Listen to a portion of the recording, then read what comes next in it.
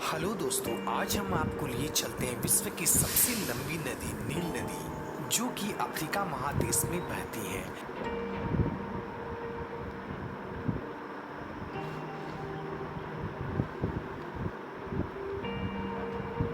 दोस्तों, यह नदी इतना लंबा है, इसका अंदाजा आप इससे लगा सकते हैं कि यह कुल 11 देशों से होकर गुजरती है।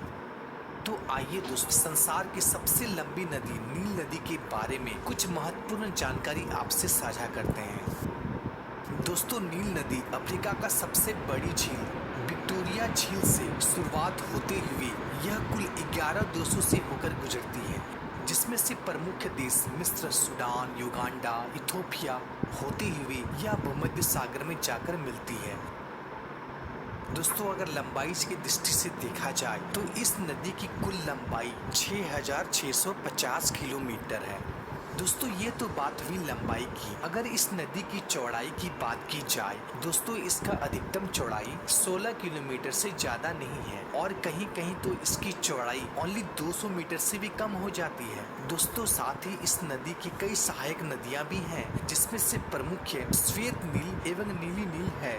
दोस्तों, आपको जानकर हैरानी होगी, यह नदी अपने मुहाने पर 160 किलोमीटर लंबा और 240 किलोमीटर चौड़ा विशाल डेल्टा बनाती है। दोस्तों, यह नदी इतना महत्वपूर्ण है, इसका अंदाजा आप इससे लगा सकते हैं कि इतिहास में बड़े बड़े नगरों का उद्यान इसी नदी के किनारे हुआ था, जिसमें से एक महान सभ्यता है मिस्र का सभ्यता। मिस्र का सभ्यता में नील नदी का अहम योगदान। दोस्तों, मिस्र की सभ्यता विश्व की सबसे प्राचीन सभ्यताओं में से एक है। यह सभ्यता नील नदी के किनारे ही फली फूली थी। दोस्तों, इस नदी ने प्राचीन मिस्र सभ्यता को काफी प्रभावित किया है। प्राचीन मिस्र वासी पूर्ण रूप से इस नदी पे ही आश्रित थे। दोस्तों, जैसा कि आप जानते हैं, मिस्र का ज्यादातर हिस्सा रेतीले एवं बंजर भूमि है, लेकिन नील नदी के आसपास की भूमि बहुत उपजाऊ मानी जाती है, जिसके कारण है नील नदी का बाढ़। दोस्तों, हर साल अगस्त के महीने में नील नदी में भीषण बाढ़ आती है, जिसके कारण नदी का जल स्तर काफी बढ़ जाती है। शुरुआती में तो यह बाढ़ यहाँ के लोगों के लिए नुकसानदायक होता है, लेकिन बाढ़ का पानी घटते ही यह बाढ़ वरदान साबित होता है, क्योंकि बाढ़ का पानी घटते ही पूरी मैदान में उपजाऊ काली मिट्टी की परत बैठ जाती है, जिसके बाद फसलों का पैदावार काफी बढ़ जाता है, जिसमें मुख्य फसल गेहूं, पश्तन, कागज के पौधे और भी बहुत सारे मुख्य फसलें यहाँ उत्पादन किया जाता है, जिसके कारण मिस्र वासी नील नदी के इस बाढ़ को नील का तोहफा भी कहा जाता है।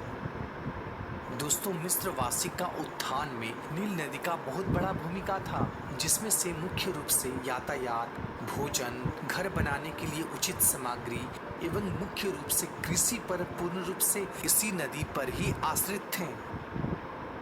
दोस्तों, वर्तमान समय में नील नदी के बाढ़ से बचने के लिए आसमान डैम का निर्माण किया गया है, जिसे 1970 के दशक में बनाया गया था। दोस्तों, यह नदी मिस्र के लोगों के लिए इतना महत्वपूर्ण था, इसका अंदाजा आप इससे लगा सकते हैं कि मिस्र के लोगों ने अपना कैलेंडर भी नील के मौसम के चक्र के हिसाब से ही बनवाया था, जिसमें मिस्र वासी अपने कैलेंडर को 3 हिस्सों में बांटा था।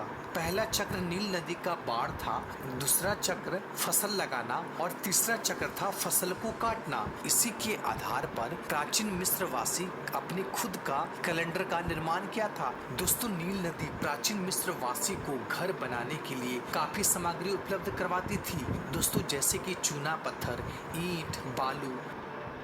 दोस्तों, नील नदी का दक्षिणी भाग भूमध्य रेखा के समीप स्थित है, जहां वर्षा बहुत ही ज्यादा मात्रा में होती है, जिसके कारण से इस क्षेत्र में सावना नामक उष्णकटिबंधीय घास के मैदान पाए जाते हैं। साथ ही यहाँ पर गोंद के पेड़ भी बहुत ज्यादा मात्रा में पाया जाता है। यही कारण है कि आज सूडान विश्व का सबसे ज्यादा गोंद उत्पादक वाला देश है। दोस्तों, नील नदी अफ्रीका के लिए एक वरदान साबित हुआ है, क्योंकि मिस्र सहित अफ्रीका के कई मॉडर्न शहर आज नील नदी के किनारे ही बसे हुए हैं। तो दोस्तों,